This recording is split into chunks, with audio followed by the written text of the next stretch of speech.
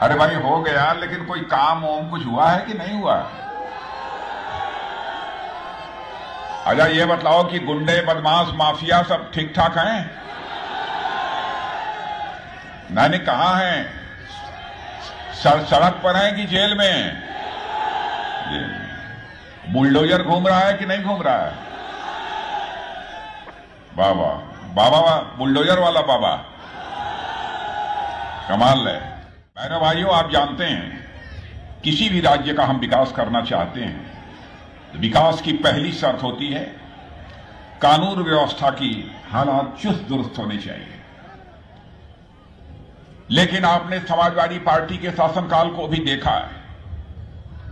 Samajwadi party के शासनकाल में किस तरीके से गुंडे बदमाशों माफियाओं के हौसले बुलंद रहते थे।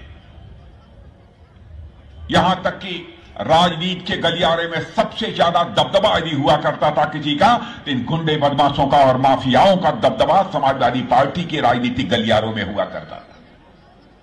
हालात पूरी तरह से बदल गए हैं और मैं कह सकता हूं जब होगा कानून का शासन तभी विकास करेगा योगासन।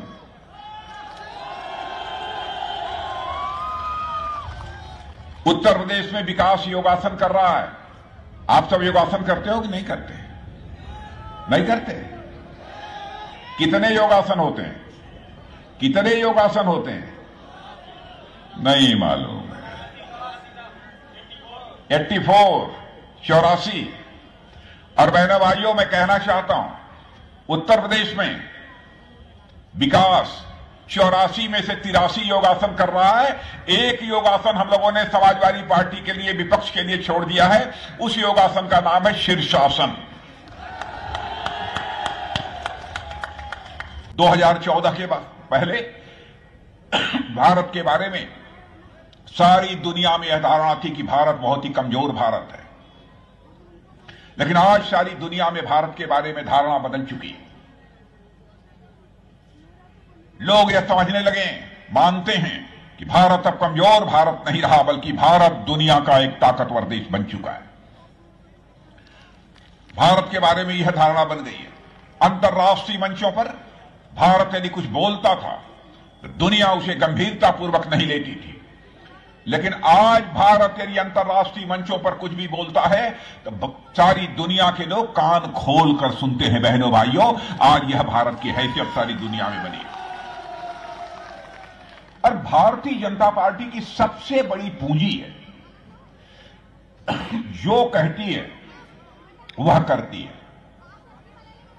आपको मैं याद दिलाना चाहता हूं, जब हम भारतीय जनसंघ के रूप में काम कर रहे थे, डॉक्टर श्यामा प्रसाद मुखर्जी 1951 हमारे भारतीय जनसंघ के अध्यक्ष हुआ करते थे।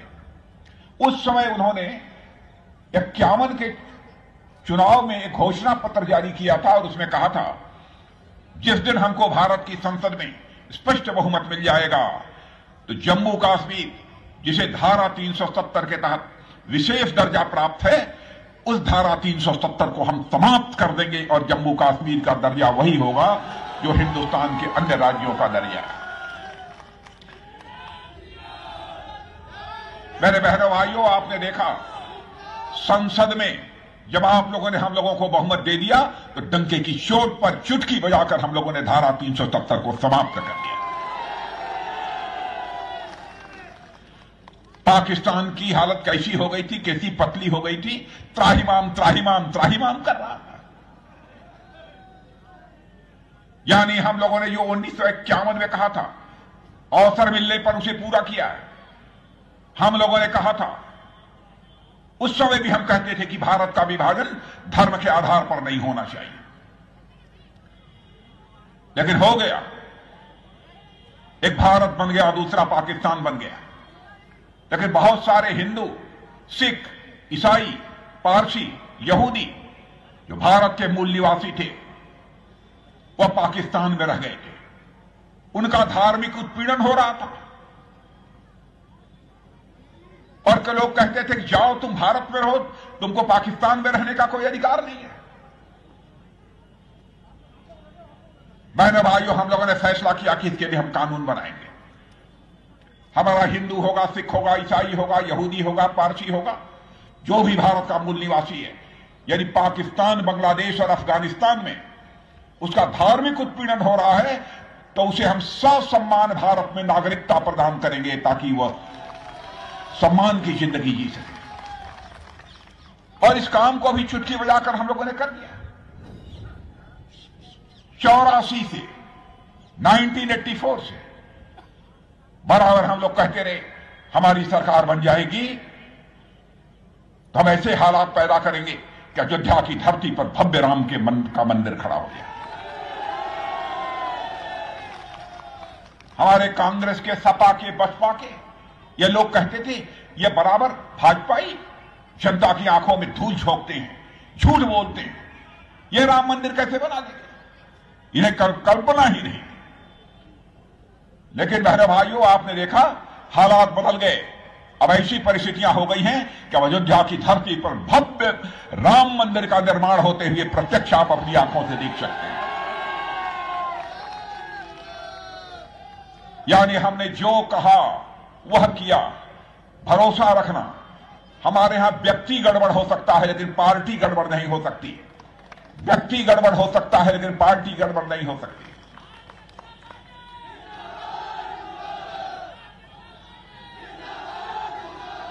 और यह भी यकीन दिलाना चाहता हूं कि भारत की राजनीति में हम विश्वास का संकट, भरोसे का संकट नहीं पैदा होने देंगे मेरे बहनों भाई, किसी भी सूरत में नहीं पैदा होने। अब मैंने मंदिर निर्माण की बात कही तो हम केवल अयोध्या में ही मंदिर निर्माण नहीं हो रहा है। सोमनाथ मंदिर की भी आपको याद दिलाना चाहता हूं। गोरी ने आकर जिस तरीके से सोमनाथ मंदिर को ध्वस्त कर दिया था, राजेंद्र बाबू हमारे पहले राष्ट्रपति हुआ करते थे, उन्होंने कुछ काम कराया था। लेकिन सोमनाथ मंदिर को भव्य स्वरूप देने का काम यदि किसी ने किया तो हमारे प्रधानमंत्री नरेंद्र भाई मोदी ने किया है बहनों भाई।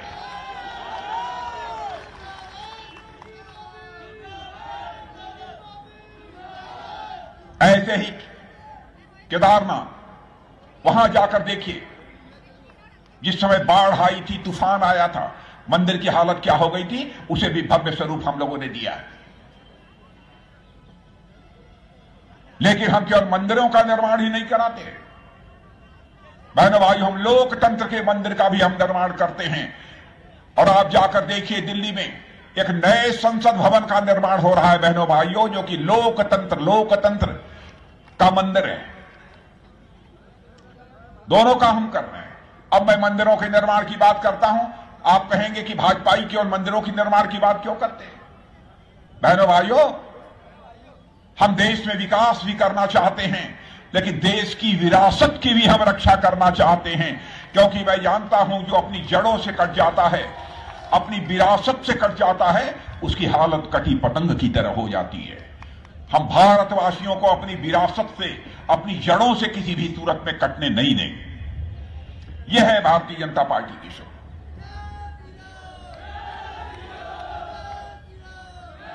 बहनों भाइयों, किसानों के बारे में मैं कहना चाहूंगा। यहां किसान बड़ी संख्या में मौजूद है ना, है किसान।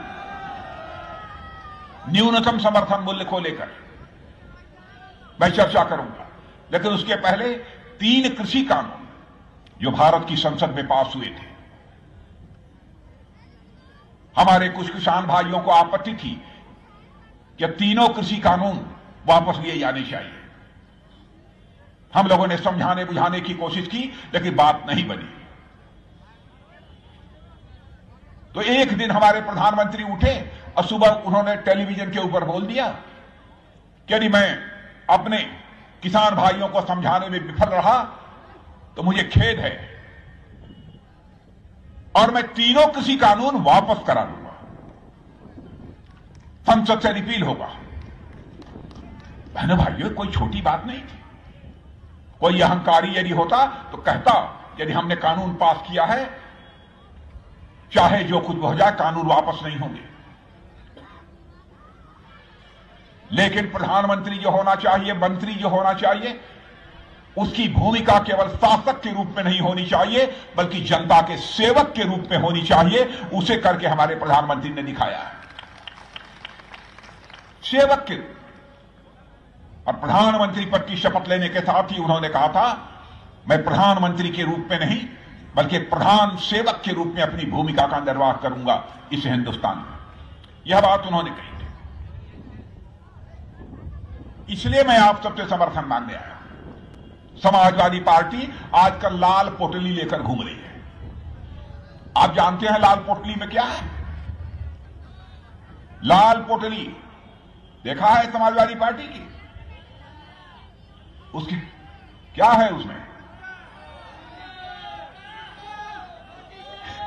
क्या है?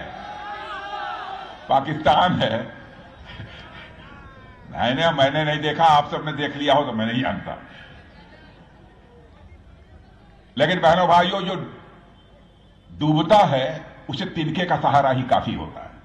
अब समाजवादी पार्टी डूब रही है, इसलिए अब लाल पोटली का ही सहारा उनके लिए बचा है और कोई दूसरा सहारा शेष नहीं बचा है। समाजवादी पार्टी एक तुष्टीकरण की राजनीति करती है। हिंदू मुसलमान के नाम पर यह देश को बांटना चाहती है। बहनों भाइयों, हिंदू मुसलमान ईसाई की राजनीति नहीं की जानी चाहिए। राजनीति यदि की जानी चाहिए तो इंसाफ और इंसानियत की राजनीति की जानी चाहिए।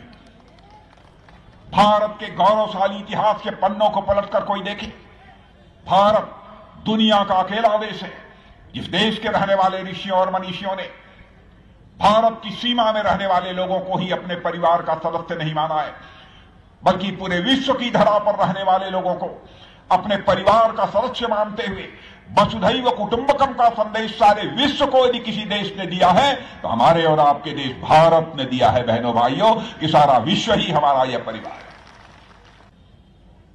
डॉक्टर राजेंद्र सिंह अपने भाषण में, बहनों भाइयों, पहले शायद यहां गोली भी नहीं बनती थी, लेकिन अब गोली नहीं गोला बनेगा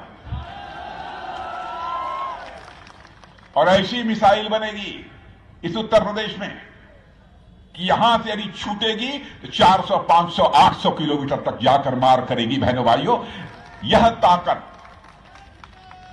जो भारत की पैदा हुई है उसमें हमारे उत्तर प्रदेश का भी इतना बड़ा योगदान होगा। यह है, भारत अब कमजोर भारत नहीं रहा है, भारत अब दुनिया का ताकतवर देश बन चुका है।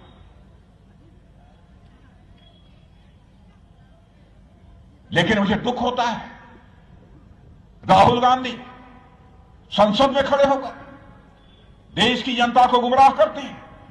कहते हैं लद्दाख बॉर्डर पर गलवान में भारत और चीन के बीच जो संघर्ष हुआ था सेना के जवानों के बीच, उसमें भारत के सेना के जवान ज्यादा मारे गए और चीन के बहुत कम मारे गए। यानी चीन का जो अखबार ग्लोबल टाइम्स है, सरकार का अखबार है, सरकार का मुखपत्र है, उसने लिख लिया, उसको सही मान लिया और संसद में खड़े होकर बोल दिया।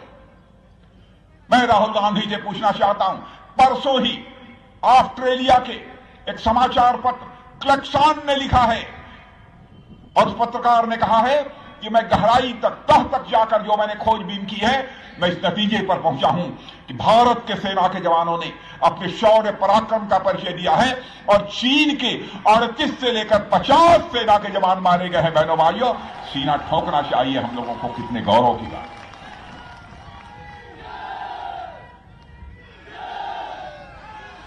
यह है भारत की ताकत, यह है भारत की ताकत। लेकिन हमारे सेना के जवानों की शौर्य पराक्रम और साहस पर यह कांग्रेस के नेता सवालिया निशान लगाएंगे। बहनों भाइयों, सपा हो बसपा हो, ये केवल राजनीति यदि कर रहे हैं, चाहे कांग्रेस हो, तो सत्ता का सुख भोगने के लिए। भारतीय जनता पार्टी देश बनाने के लिए राजनीति कर रही है। बताइए, संसद में खड़े होकर उन्होंने कह दिया, राहुल गांधी ने, कि भारत यानी मोदी जी की गलत विदेश नीतियों के कारण चीन और पाकिस्तान दोस्त बन गए और भारत के खिलाफ हो गए। क्या भारत के इतिहास के पन्नों को पलटकर नहीं देखा? आजाद भारत के इतिहास के पन्नों। सक्सगाम घाटी, बहनों भाइयों, जिस समय पाकिस्तान ने अवैध तरीके से अपने कब्जे में रखा था, सक्सगाम घाटी को चीन के हवाले पाकिस्तान ने किया, उस समय भारत का प्रधानमंत्री कोई था तो पंडित जवाहरलाल नेहरू थे। राहुल जी जाकर इतिहास उठाकर देखें। इतना ही नहीं, पाक ऑक्युपाइड कश्मीर में काराकोरम हाईवे बनाने की इजाजत यदि किसी ने दी थी, पाकिस्तान ने, तो उस समय भारत का प्रधानमंत्री कोई था तो श्रीमती इंदिरा गांधी थी। इतना ही नहीं, चाइना पाकिस्तान इकोनॉमिक कॉरिडोर, यह जब बना है बहनों भाइयों, उस समय 2013 में यहां पर कांग्रेस की सरकार थी, भारतीय जनता पार्टी की सरकार नहीं थी। और आपने आरोप लगा दिया। कांग्रेस हो, सपा हो, बसपा हो, सबको समझना चाहिए, भारत अब कमजोर भारत नहीं रहा है, ताकतवर भारत बन गया है। उरी और पुलवामा की घटना आपको याद होगी। भारत का मैं गृह मंत्री उस समय था। पाकिस्तान से आकर आतंकवादियों ने हमारे पैरामिलिट्री फोर्सेस के जवानों के ऊपर कातिलाना हमला किया। हमारे पैरामिलिट्री फोर्स के जवान मारे गए थे। प्रधानमंत्री जी ने हम 2-3 लोगों की बैठक बुलाकर चटपट फैसला कर दिया। अब जानते हो उसके बाद क्या हुआ? हमारे सेना के जवानों ने पाकिस्तान की धरती पर जाकर आतंकवादी ठिकानों का सफाया करने में कामयाबी हासिल की।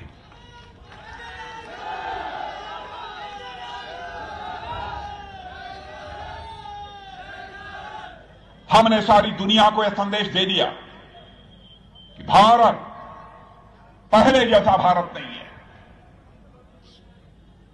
भारत की तरफ यदि कोई आंख उठाकर देखने की कोशिश करेगा, भारत के 1 इंच जमीन पर भी कब्जा करने की कोई कोशिश करेगा, तो भारत के अंदर वह कुव्वत है, ताकत है कि हम इस पार भी मार सकते हैं और जरूरत पड़ी तो उस पार भी जाकर मार सकते हैं। यह भारत के अंदर ताकत है।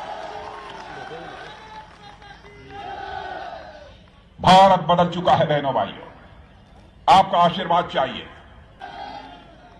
बात मैंने पते की कही है कि नहीं कही? क्यों भैया, पते की कही है कि नहीं? पक्का चले? अरे तब क्या करें? नहीं चलता हूं, फिर आऊंगा कभी। नहीं चलता हूं। बोलिए भारत माता की, भारत